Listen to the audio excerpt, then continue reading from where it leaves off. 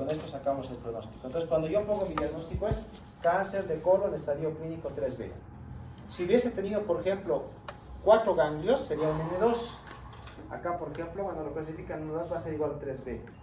O puede ser un 3B. Entonces, por esa razón, el estadio es diferente al TNM. Ojo, entonces yo generalmente les pregunto solamente el TNM, porque el estadio ya es demasiado fino, pero para que sepan que hay estadio también. ¿Ok? Ahora, este es el único sistema que tenemos. Hay otro sistema que es más sencillo, ¿ya? Que es el sistema FIGO. ¿Ok? El FIGO, ojo, es para tumores ginecológicos. Aquí incluimos ginecológicos: ovario, endometrio, útero también, ¿ya? ¿Qué más? Vulva, vagina, toda la parte ginecológica.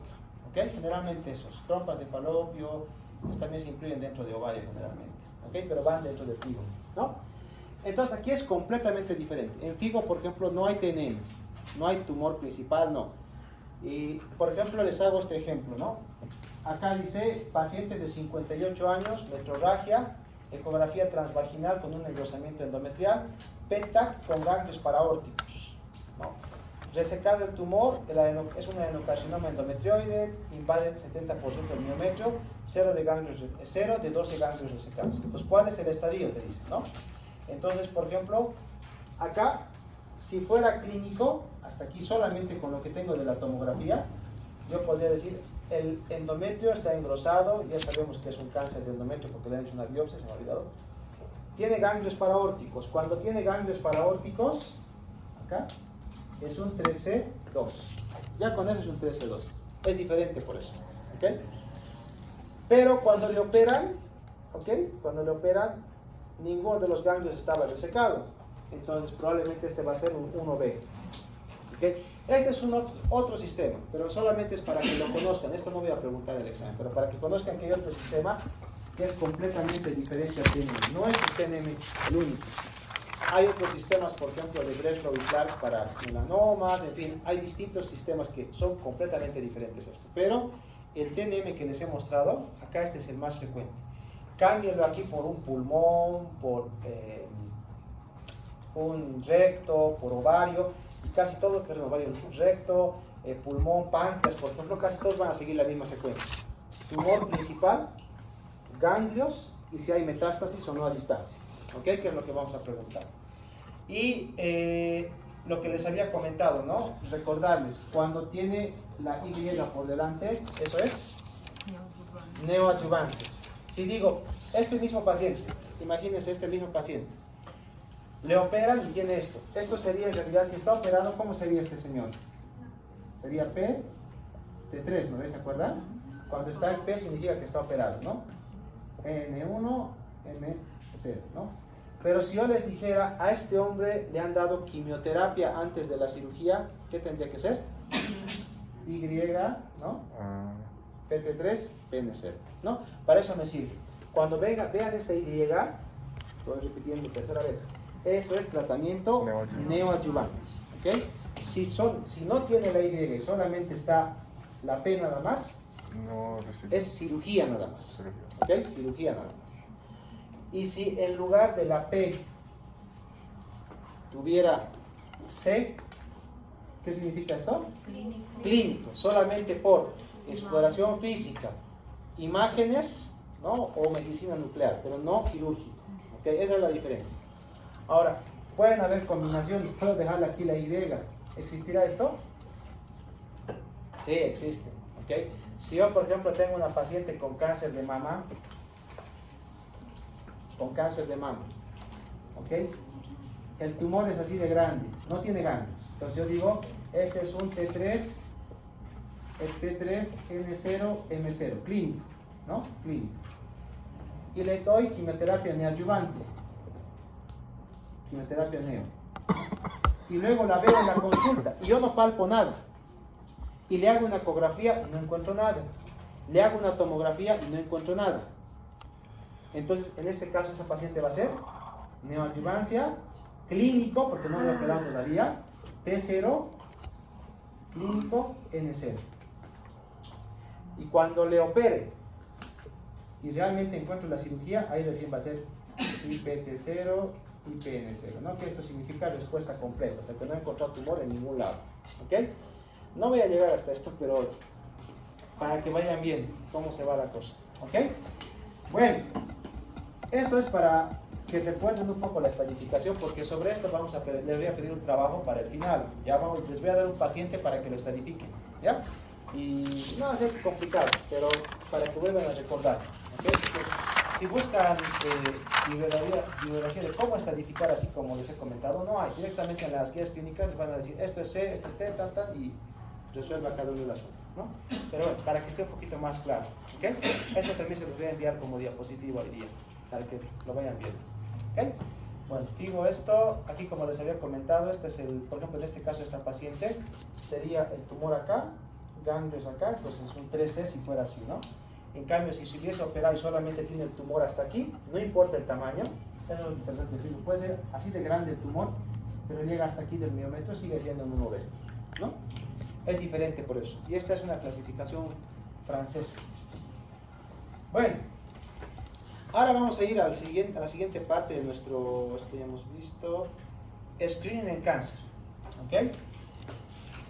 Obviamente lo que han visto, esta mañana estaba conversando con mis estudiantes que hemos visto ISO, sobre una paciente con cáncer de cuello uterino, ¿ya? La paciente que vimos con cáncer de cuello uterino esta mañana estaba en un cáncer estadio clínico 4B, ¿no? Ya tenía metástasis pulmonares, hidronefrosis bilateral, un catéter doble J, probablemente una nefrostomía izquierda, además tenía infiltración rectal, entonces probablemente se va a ganar una colostomía. O sea, una paciente paliativa con colostomía, nefrostomía, catéter doble J, rectorragia y hematuria, además de sus metástasis pulmonares.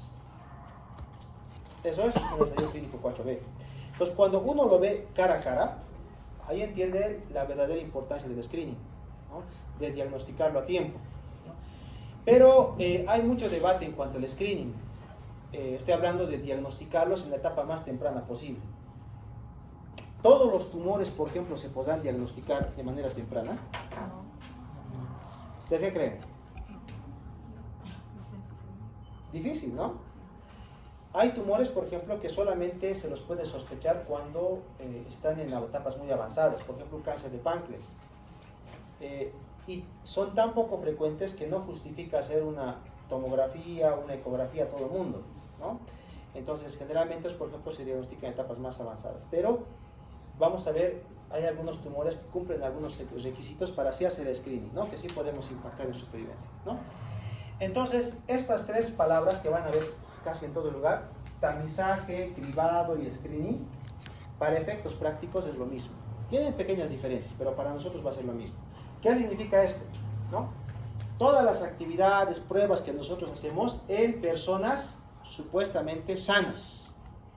Ojo, si por ejemplo viene alguien y me dice, doctor, me han hecho una biopsia y me han encontrado un cáncer de colon, ya diagnosticado, si yo le hago una prueba de screening para colon, ¿estaría bien? No, ya está diagnosticado. Entonces son personas supuestamente sanas, ¿ok? En un procedimiento centralizado mediante una captación, ¿no? Son menos específicas, pero más sensibles. Esto es lo más importante, son mucho más sensibles, ¿no? Y ¿por qué? Porque queremos pruebas sensibles para alcanzar la mayor cantidad de pacientes potencialmente diagnosticables, ¿no? El problema es que mientras más sensibles son, ¿no? Mucho más sensibles son, la sensibilidad, perdón, intenta disminuir los falsos negativos y la especificidad los falsos positivos, ¿no? Es lo que intentan disminuir, ¿no? Esos son los problemas que tienen. Pero, ¿en qué se basan esto? Supuestamente, no se sabe hasta ahora exactamente cómo es la diseminación del cáncer, ¿no? El que diga que ya se sabe cómo se disemina un cáncer, les miente. Eso está de momento en trabajos de investigación, porque aparentemente cada tumor se multiplica de manera diferente. Se sabe que, por ejemplo, en este caso en la mama, hay un grupo de células que atraviesan el proceso de carcinogénesis, lo que hemos hablado de primero, ¿no? No se sabe en qué tiempo tardan, por ejemplo, en pasar a los vasos sanguíneos. cuánto tiempo tardan en soltar células a diferentes órganos, ¿no? Y en cuánto tiempo tardan en hacer metástasis, porque aunque las células lleguen al órgano, como les he explicado, el sistema inmunitario se encarga de destruirlas, ¿no? Entre otras cosas, pero llega a tal cantidad o tiene ciertas características, comienza a hacer un depósito de células tumorales que es una metástasis. Entonces no se sabe exactamente cómo va esto, pero aparentemente la mayoría tiene diseminación hematógena. Hay unas células que son células circulantes y estas llegan a un órgano, así a grandes rasgos, más o menos es casi el comportamiento de otros tumores. Obviamente varía, porque hay tumores que pueden infiltrar localmente, hay tumores que casi nunca hacen metástasis, pero bueno, a grandes rasgos la mayoría se comporta así, ¿no? Es un ejemplo de mama. Ahora, esto no, vamos a tener que borrarlo, después le vamos a ver esto. ¿Qué objetivo tenemos con hacer un screening? Básicamente dos cosas, ¿no? Lo que tenemos que evitar es el sobrediagnóstico. Les voy a dar un ejemplo. Imagínense que uno de los cánceres más frecuentes es el cáncer escamoso de piel, ¿ya? Yo creo que la mayoría vamos a tener un cáncer escamoso de piel de aquí a unos 30, 40 años seguramente. ¿Por qué? La radiación es mayor, tóxicos, en fin, ¿no? Probablemente. Ahora, imagínense que tengo una prueba que me he inventado, ¿ya? Una prueba que es una prueba de sangre que diagnostica de manera certera un carcinoma escamoso desde el milímetro. Desde el milímetro. ¿Ok?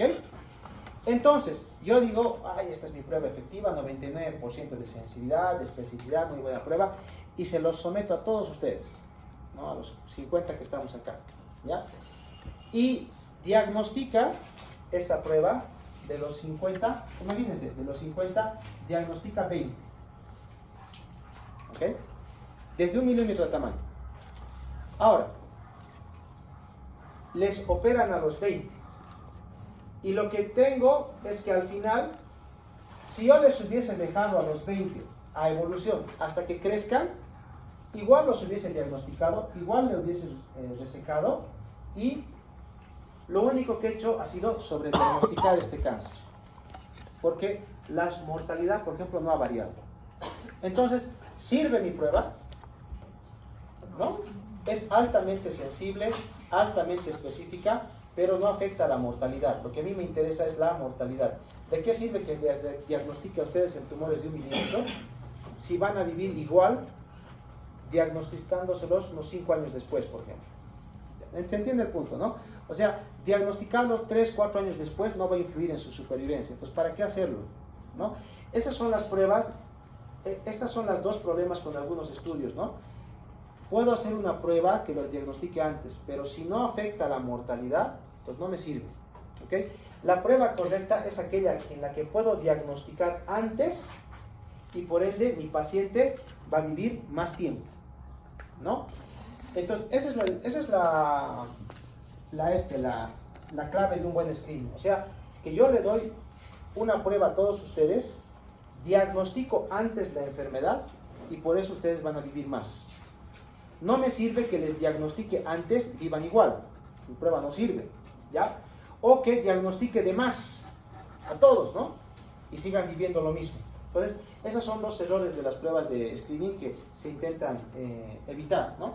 Por eso, solamente hay 5 tumores hasta ahora, 5 tumores que tienen realmente pruebas de que a nivel global el diagnóstico temprano disminuye la mortalidad. Uno es el cáncer de mama.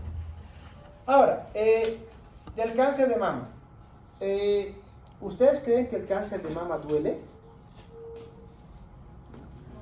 Los que han tenido la oportunidad de palpar un nódulo en la mama de un cáncer de mama, digan si duele o no duele. La inmensa mayoría no duele, ¿ya? La inmensa mayoría no duele, salvo que esté ulcerando piel, infiltrando tejido costal enorme. Un nódulo en la mama, lo habitual, no suele doler. ¿Okay? Como les describí en la primera clase, el papiro de Smith decía, es una lesión en la mama que va creciendo, no duele, ¿no? Y es verdad, no duele, ¿ok? Entonces, si no duele, ¿qué otro síntoma de alarma podemos tener? Telorragia, sangra, la mayoría no. La retracción del pezón tampoco es específica. Entonces, lo que se ha hecho es ver con qué podemos diagnosticar antes el cáncer de mama. Y las que más se utilizan, por ejemplo, son la exploración mamaria y la mamografía, ¿no? Los que más se utilizan. Aquí, por ejemplo, hay un lema en Bolivia que dice tócate para que no te toque. Entonces, han hecho muchas campañas en esto y vamos a ver si realmente son efectivas o no. Bueno, primero conocer un poco la mamografía. Todos han visto, yo creo, una mamografía, ¿no? Y saben qué es el VIRATS, ¿no ve? ¿Seguro? No. Ya. VIRATS 0, así para hacerlo muy rápido. VIRATS 0 es, no tengo idea de lo que me has mandado, no sé qué será. Biopsialo por si acaso. ¿Ya? VIRATS 1, esto es normal. VIRATS 2, he encontrado algo, pero es benigno. VIRATS 3, no te puedo asegurar completamente, parece benigno, pero yo que tú le repetiría en 6 meses la mamografía. VIRATS 4, sospechoso, mejor si lo biopsias. 5, esto es seguro maligno, pero igual biopsiado. Y 6, solamente es para comprobar la malignidad porque tienes que hacer neoadjuvancia, hacer el clínico, lo que sea. ¿Okay? En resumen, entonces, ¿cuál creen que en oncología nos llega más? ¿VIRATS 3, 4, 2? ¿Cuál creen que nos llega más? 4. El VIRATS 4, ¿no? Generalmente nos llega VIRATS 4 biopsiado, ¿no?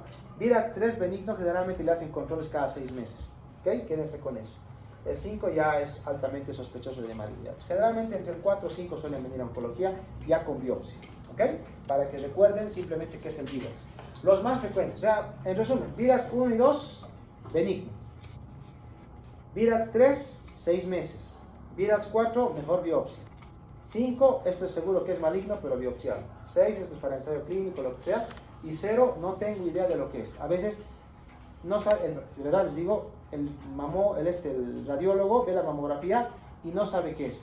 Es densa la mama, hay calcificaciones, puede ser maligno, benigno, mejor biopsiado. Generalmente el VIRATS 0 se biopsia. No es sinónimo de benigno. Bueno, el autoexamen de mama, entonces hay diferentes pasos para poder hacer la exploración mamaria, pero la pregunta que nos hacemos, ¿sirve la exploración mamaria? ¿Cuál es el objetivo de diagnosticar un cáncer de mama? Es diagnosticarlo de manera temprana. Pues todos los estudios que se han hecho, ningún estudio ha demostrado mortalidad o disminución de la mortalidad con la exploración mamaria. Ninguno, ¿no? De hecho,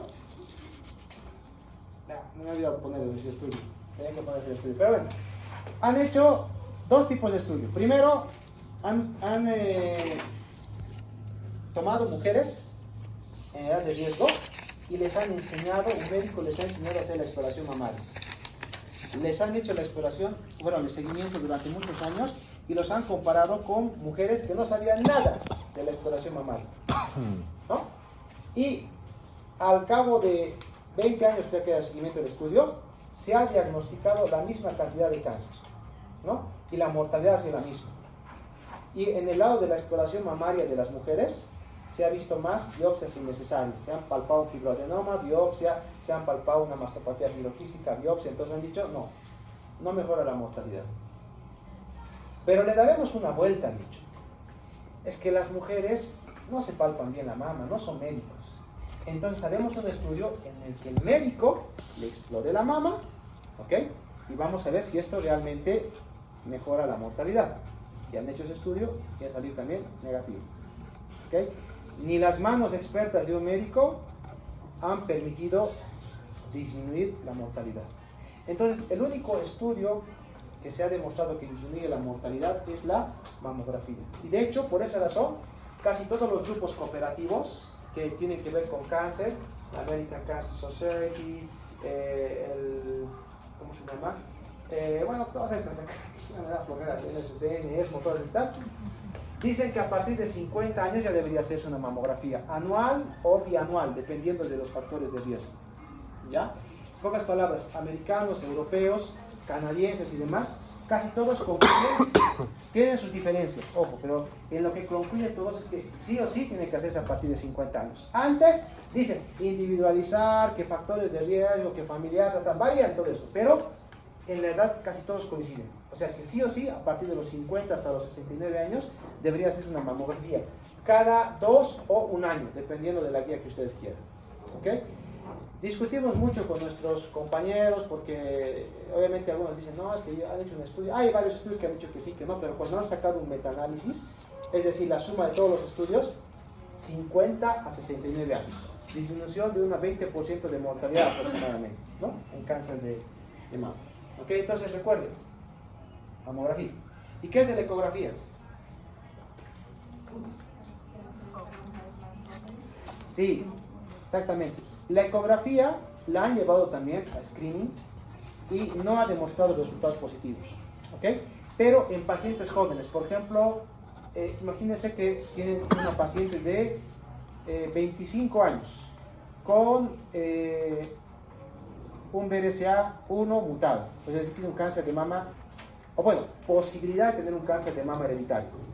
¿Ustedes creen que la mamografía va a servir? No, no sirve. En mamas de pacientes jóvenes la mamografía da mucha distorsión, hay mucho tejido glandular, pues no es buen método. Entonces en estas pacientes sí se recomienda hacer una ecografía, no hay pacientes muy jóvenes, pero en el global la mamografía. ¿Ok? 50 a 69 años. Oh, por eso lo estoy repitiendo por ahora.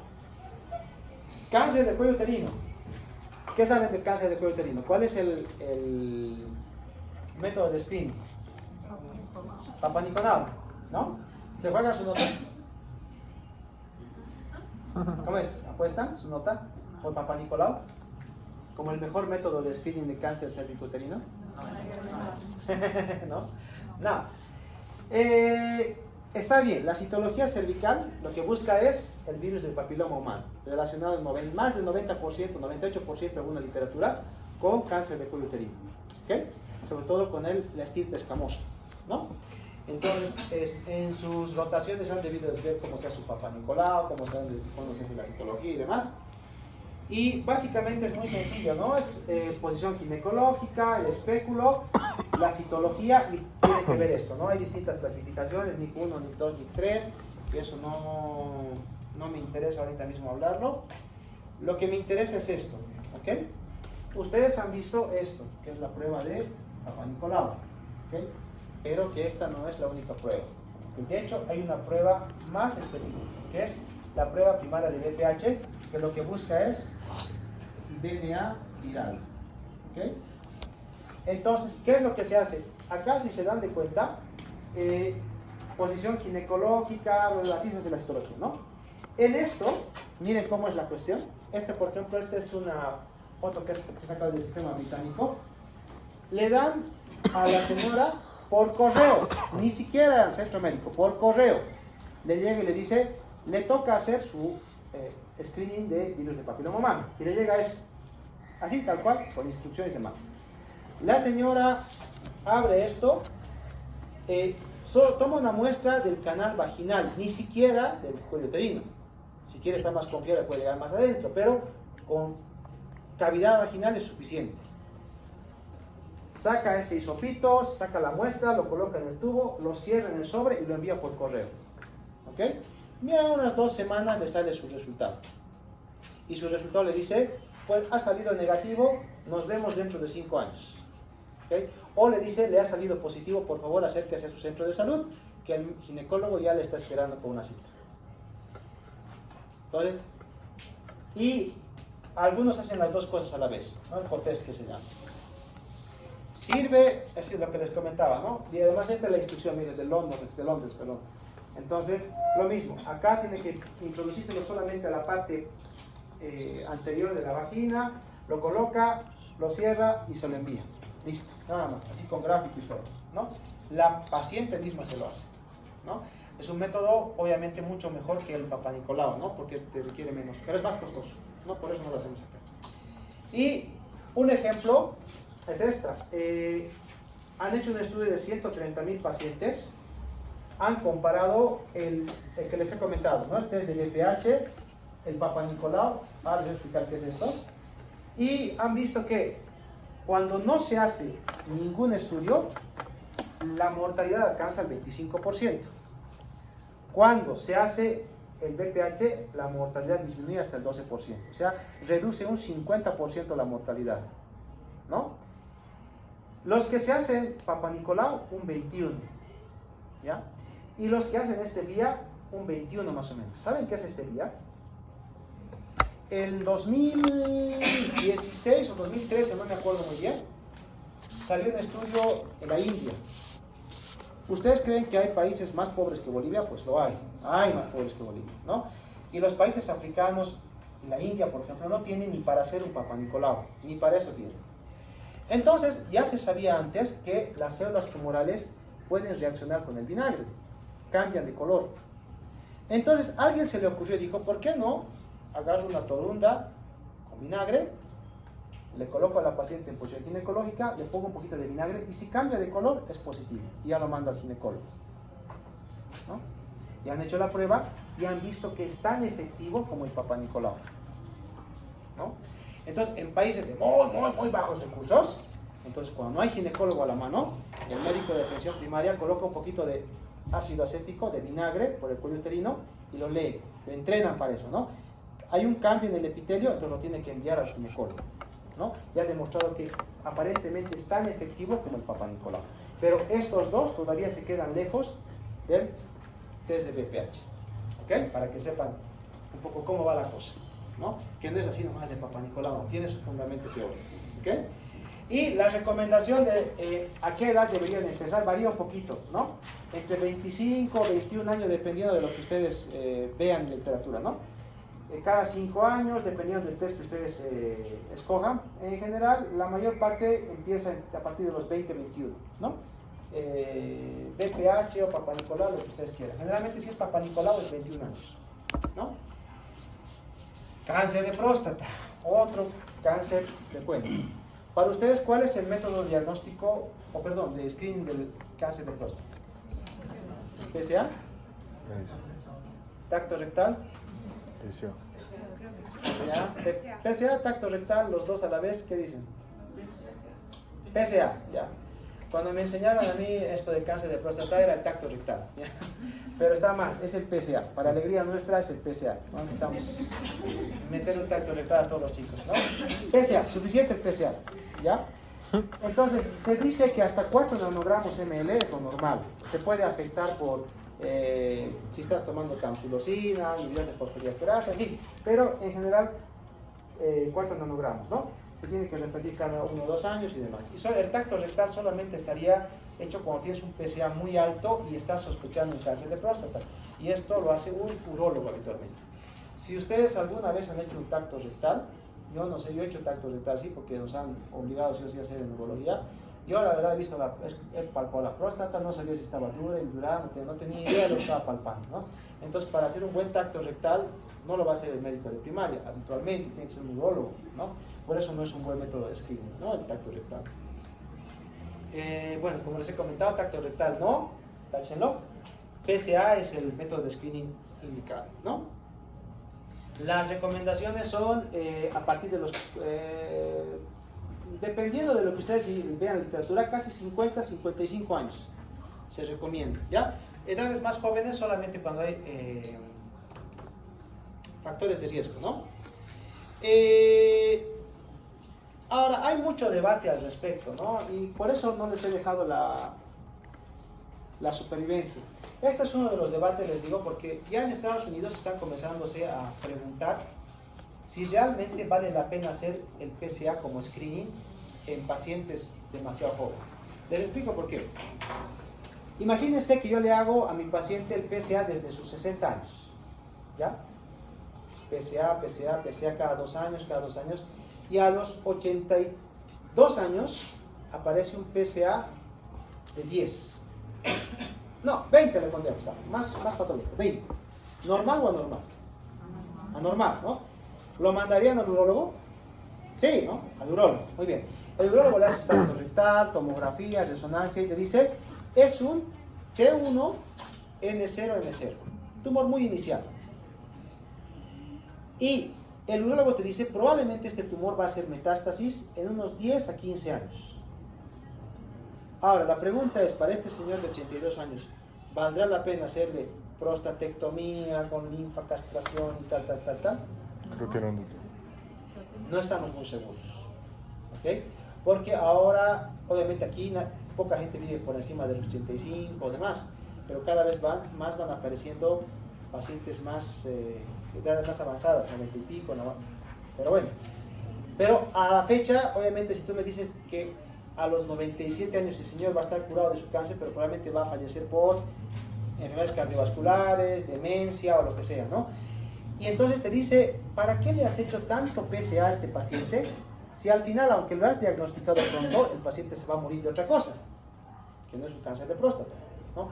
Estamos haciendo un sobrediagnóstico, ¿no? Entonces, por eso el PSA en otros, se sigue haciendo, no ha cambiado la recomendación, pero probablemente lo que yo les estoy hablando ahora, quizás en algunos años cambie, ¿ya? Para solamente como modo de advertencia, tal vez o otro tipo de PSA, otro tipo de criterios, pero de momento el PSA es el único método de screening, ¿ok? Para cáncer de próstata. Cáncer de colon. Cáncer de colon, la reducción de la mortalidad entre el 20 y el 30%. ¿Qué prueba ustedes conocerían para screening, para tamizaje de cáncer de colon? Sangre oculta en heces. ¿Otra? Colonoscopia. Ya. Sí, biopsia prediagnóstico. Tiene que ser una colonoscopia. Porque la pregunta es, ¿le vamos a pedir a todos los pacientes con cáncer de colon una colonoscopia y de entrada? Porque todos seríamos sospechosos, ¿no? ¿Comen carne roja? Sí, ¿no ve? Dieta rica, pobre en fibra, ¿no ve? Todos, ¿no ve? Entonces, va sumando puntos y a todos nos da riesgo de tener cáncer de colon, pero no a todos nos van a hacer una colonoscopia, ¿no? Entonces, ¿cómo va? Básicamente, está bien, la sangre oculta en heces es uno de los métodos, pero hay otros más que vamos a ver, ¿ok? Tenemos, por ejemplo, la sangre oculta en heces, el DNA tumoral en heces, la inmunoquímica fecal, y todos estos se acompañan siempre cuando son positivos de una colonoscopia. Entonces, básicamente sería así. Primero, hay factores de riesgo, por ejemplo, que tengas antecedentes de cáncer de colon, algunos síndromes, poliposis familiar, un síndrome de Lynch, varios factores de riesgo. Si no tienes factores de riesgo, si eres población general, las guías decían 50 años, ¿no? A partir de los 50 años, sangre oculta en heces, ¿no? Y si tienes factores de riesgo familiar, es diferente. Pero a nosotros, ya que no tenemos factores de riesgo, deberíamos empezar la sangre oculta en heces a los 50 años. Eso se decía hasta hace unos 5 o 6 años. Pero las guías clínicas ahora lo han bajado a los 45. O sea, cada vez nos queda menos tiempo. O sea, si tienen ya por los 40 y pico, ya deberían estar pensando en hacerse una prueba, sangre oculta en heces, mínimamente. ¿Por qué? Todo esto viene de un estudio que se ha hecho, que no lo he puesto, pero un estudio que se ha hecho y se ha visto que cada vez se están diagnosticando cánceres en pacientes más jóvenes. Si ustedes me hubiesen preguntado hace 9 o 8 años que he salido de la especialidad, me hubiesen dicho, doctor, se están diagnosticando más cánceres en pacientes más jóvenes. Yo te dijera, no, es porque ahora se hacen más estudios de screening y por eso se diagnostican antes. No, ahora se ha visto que efectivamente se están diagnosticando cada vez en pacientes más jóvenes. Entonces, se ha visto que el pico de pacientes diagnosticados con cáncer de colon, por ejemplo, era entre los 55 y 60. Ahora eso se ha bajado hasta los 50, 55 años, ¿no? Entonces, por eso, a partir de los 45 ya hacen esto. Entonces, para cáncer de colon, por ejemplo, se puede utilizar inmunoquímica fecal, células circulantes. La rectosigmoidoscopia no sirve. El test de Guayaco, usted lo conoce, ¿no? La sangre oxigenada y demás cosas, que también tiene cierta especificidad, y el DNA tumoral, ¿no? Cualquiera de estos es bastante sensible. Y esto es interesante porque dentro de poco probablemente una muestra de sangre va a diagnosticar DNA viral en sangre y van a diagnosticar cánceres de colon mucho más precozmente, ¿no? 84%, por ejemplo, de sensibilidad. Y cuando cualquiera de estas pruebas te sale positiva, sí o sí tienes que hacerte una colonoscopia. No vale una rectosigmoidoscopia, tienes una colonoscopia, todo el colon, ¿no? Entonces, a modo de resumen, 45 años, cribado. ¿En qué consiste cribado? DNA tumoral en heces, sangre oculta en heces, células circulantes, en fin, cualquier método de cribado, y si sale positivo, colonoscopia. ¿Ok? Es básicamente lo que vamos a hacer. Y el cáncer de pulmón. ¿Qué método de screening cree que sería en cáncer de pulmón? Rayos X de tórax, dice. ¿Alguien más? Tomografía, ¿no? Si nos hemos hecho tomografías para el COVID, ¿por qué no hacerlo para un cáncer, no? Bueno, es lógico. Bueno, se han intentado hacer radiografías, como dice, porque es lo más accesible, pero no disminuye mortalidad. Así que han dicho, el mejor método va a ser la tomografía. El problema es que hacernos una tomografía con contraste a todos, medio que no da, ¿no? No da. Entonces han dicho, bueno, vamos a hacer una tomografía simple. Entonces, cuando han hecho una tomografía simple a todos los pacientes, tampoco ha disminuido la mortalidad. Pues, ¿ahora qué hacemos? Entonces, ¿qué han dicho? Vamos a hacer lo siguiente. Vamos a hacer tomografía simple, pero a personas de alto riesgo. Es decir, pacientes mayores y fumadores. Pacientes de 65 años, 3 paquetes de cigarrillos durante, pues, qué sé yo, 10 años o 20 años. Entonces le vamos a hacer una tomografía simple cada año. Y una tomografía simple en estos pacientes sí ha disminuido la mortalidad. ¿Ok? Entonces acá en Bolivia no hay. Pero en otros países, sobre todo en Europa y en Estados Unidos, donde son muy fumadores, la tomografía simple de baja intensidad, ¿no?, es el método de screening para cáncer de pulmón. Se los hace, ¿no? Un estudio holandés y un americano son los que han demostrado disminución de la mortalidad, pero por cuestión de tiempo no se los voy a mencionar. Además que como el cáncer de colon no es muy frecuente en mi país, bueno, es relativamente frecuente, pero es imposible que le hagan esto. Apenas están consiguiendo la tomografía para el COVID, imagínense para esto. Bueno, esta hasta aquí la parte screening. Y la parte cortita de la clase, marcadores tumorales. Yo les voy a resumir en unos minutitos de marcadores tumorales. Primero desmontando un mito. ¿Sirve para diagnosticar cáncer los marcadores tumorales? No. ¿Ya? Salvo muy contados casos, los marcadores tumorales no me sirven para diagnosticar un cáncer. Lo he visto con una estudiante en la mañana, con una residente, perdón. Nos han mandado un CA15-3 de 29, lo normal es 25 en mi hospital, diciendo, cribado de cáncer de mama, nos lo han enviado. Le hemos citado, le he hecho ecografía, mamografía, nada. Le he hecho radiografía, ecografía, nada. Y su marcador sigue subiendo. Y se ha ganado una tomografía a la señora y estoy seguro que no tiene un cáncer de mama. Porque no hay nada en la mama, ni en la axila tampoco. Entonces, ¿qué podrá hacer? No tengo idea. Puede ser inflamación, infección, lo que sea. Pero un marcador tumoral no es diagnóstico de cáncer de mama. ¿Ok? O de cáncer, ¿no? Salvo por dos casos. Pero, ¿qué son marcadores tumorales? Son básicamente proteínas, sustancias que las células tumorales lanzan a la sangre, a distintos componentes. ¿No? Hay distintos tipos. Muy sensibles, muy específicos, por ejemplo la beta-HCG. Si yo tengo beta-HCG muy elevada, si no es embarazo, ojo, probablemente estoy hablando de un cáncer, ¿no? Puede ser germinal, puede ser de otro tipo de estirpe, pero probablemente estoy hablando de un cáncer. Específicos y sensibles de manera variable, por ejemplo, son estos. Es un ejemplo el PSA. Menciono el PSA porque si ustedes ven un PSA de 100, ¿qué pensarían? Muy alto. Sí, pero ¿qué podría ser?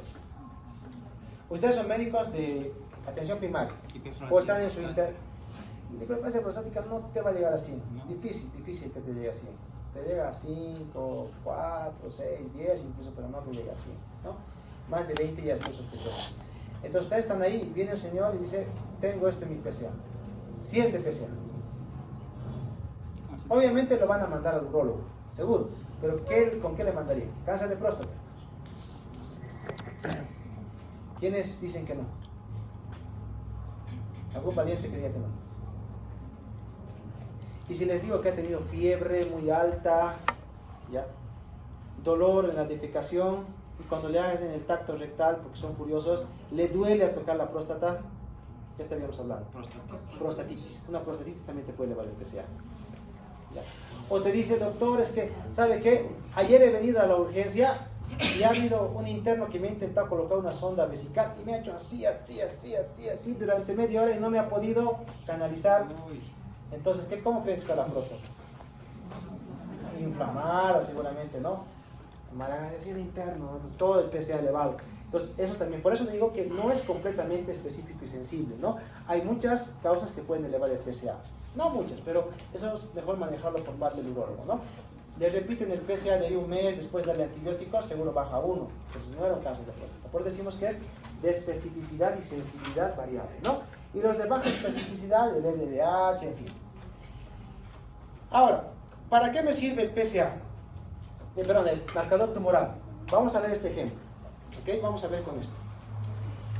El CA125, ¿de qué cáncer se suele asociar? CA125 suele asociarse a ovario. ¿Ok? A ovario. Entonces, tengo una paciente de, vamos a poner, 39 años. ¿Ya? Tiene carcinomatosis peritoneal, perdón. ¿Qué es carcinomatosis peritoneal? ¿Alguien sabe? Peritoneal. El tumor en el peritoneo, básicamente. Se ha diseminado en el peritoneo. Y además tiene una lesión en el ovario. ¿Ok? En el ovario, cualquiera. Le hacen una biopsia y es cáncer. Entonces estamos hablando de un cáncer de ovario. ¿Ok? Ya está diagnosticado. Pero el cirujano oncólogo dice, tiene carcinomatosis peritoneal, no es candidata a cirugía de entrada, pero todavía se puede curar. Hay que darle tratamiento con quimioterapia antes de la cirugía. ¿Qué tratamiento le vamos a dar? Neoadyuvante. ¿Ves? Para un cáncer de ovario, neoadyuvante. ¿Ok? Entonces, le vamos a dar quimioterapia neoadyuvante. Muy bien. Primera línea de cáncer de ovario, carboplatino, paclitaxel, más o menos beba, de acuerdo a tu criterio. Está con 138 de PSA cuando empiezo el primer ciclo. Le doy el primer platinazo. Y su marcador cae a 38. ¿Bueno o malo? Bueno, ¿no? Porque el marcador tumoral dijimos que es una expresión del tumor. Entonces, si ha bajado, bien. Le vuelvo a dar otro ciclo de quimioterapia y baja a 18. Lo normal es hasta 35. ¿Cómo está? ¿Normal? Y le sigo dando 4, 5, 6 ciclos. Y al 6 está en 14. ¿Cómo le ha ido al paciente? Bien. Bien. Entonces, el marcador me sirve para evaluar la respuesta al tratamiento, por ejemplo. ¿No? Si el marcador tumoral va bajando con mi tratamiento, entonces estoy yendo bien. ¿Ok? Ahora, para algunos nos puede servir elegir el tratamiento. Si, por ejemplo, en cáncer de colon yo tengo un CA muy elevado, antes de la cirugía yo le puedo decir a este paciente probablemente va a necesitar quimioterapia. ¿Ok? Evaluar el pronóstico. Si, por ejemplo, a esta paciente yo le hago su quimioterapia, pero esta no venía con 138, venía con 1138 de CA125. ¿Cuánta carga tumoral creen que tiene? ¿Elevada o baja carga tumoral? Elevada. Entonces, ¿cuál va a ser su pronóstico? ¿Peor o mejor? Peor. Va a ser más difícil controlar la enfermedad. Una cosa muy diferente es que tenga metástasis hepáticas, pulmonares, carcinomatosis peritoneal, metástasis óseas, que solamente tenga carcinomatosis peritoneal, ¿no? Entonces me evalúa el pronóstico. Y otra cosa, ahora, a esta misma paciente ya le hago su quimioterapia neoadyuvante, ¿ok? Y hace su cirugía y me dice, ha quedado solamente un tumor, un T1C, le hago otra vez quimioterapia adyuvante y le digo, señora, hemos hecho todo lo que la medicina puede hacer. Hemos hecho quimioterapia neo, cirugía con citorreducción y quimioterapia adyuvante. Ahora nos toca hacer seguimiento, ¿ok? Es decir, controles. No hay nada en tomografía, no hay nada en mis laboratorios demás. Bueno, pasa 6 meses, el CA125 está en 15. Pasa 3 meses, está en 14. Pasa otros 3 meses, está en 16. Pasa otros 3 meses, está en 15. Pasa otros 3 meses y está en 48. ¿En cuánto tiempo la voy a ver? 3 meses no creo, ¿no? Uy, me extraño, señora, ¿qué ha pasado? Está con resfriada, fiebre, tiene así. No, estoy tranquila, estoy normal. Ya, no voy a alarmar, de momento no. Le voy a repetir el marcador tumoral en un mes. Y en el siguiente mes está en 110. Ahora sí me alarma, ¿no? Ahora sí le pido su tomografía y la tomografía me dice metástasis hepáticas, por ejemplo. ¿Ya? Entonces, él diagnosticado o me ha ayudado a detectar una recaída con solamente el marcador tumoral. ¿Okay? Si, por ejemplo, esto me hubiese bajado de 48 a 20, por ejemplo, en el siguiente hecho, error de laboratorios, una infección, cualquier otra cosa, o se le ha acumulado líquidos, cardiópata, lo que sea, entonces digo, pues continúo con mi seguimiento. Pero si veo que sigue ascendiendo el marcador tumoral, entonces eso me obliga a hacer una tomografía para descartar una recaída. Para eso me sirve el marcador tumoral, ¿okay? No me sirve de diagnóstico, pero sí me sirve para evaluar el tratamiento, pronóstico, mi respuesta al tratamiento o detectar la recaída, ¿no? Distintos tipos de marcadores tumorales. Este me gusta más, ¿ya? Además está más sencillito. Y bueno, los que más usamos son el CEA, por ejemplo, el alfa-fetoproteína, la BTTCG, CA125, 15.3, 19.9, tiroglobulina y PSA. El resto se utiliza muy poquito, ¿ok? Y seguramente esto pero va a cambiar un poco porque los marcadores tumorales cada vez están quedando un poquito más obsoletos porque ya están comenzando a utilizar otros factores pronósticos, ¿no? Pero todavía los seguimos utilizando en práctica clínica. ¿Listo? ¿Ya está? Eso es todo. Nos vemos entonces en la siguiente clase. La siguiente clase les voy a dejar la tarea para el final. Va a ser un caso sencillo de estratificación de un cáncer, ¿ya? Lo van a hacer, me lo van a presentar para el final. O sea, les voy a dejar la tarea en esta semana y me lo van a presentar el mismo día del examen final, ¿ok? Cada uno, personal va a hacer eso, ¿ok? Sí.